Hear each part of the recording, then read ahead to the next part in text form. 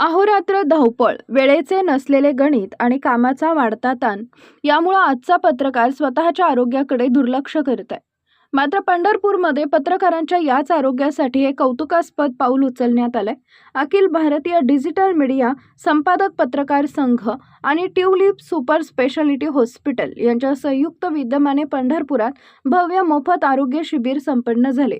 यावेळी तब्बल 60 पत्रकार आणि त्यांच्या कुटुंबियांची संपूर्ण आरोग्य तपासणी करण्यात आली.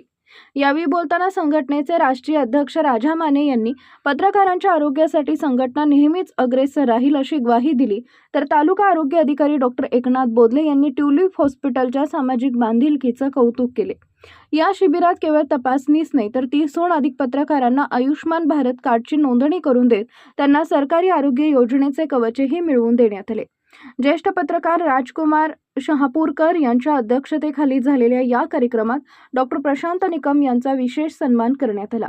जिल्हा अध्यक्ष सचिन कुलकर्णी आणि त्यांच्या टीमनं या शिबिराचं यशस्वी नियोजन केले होते.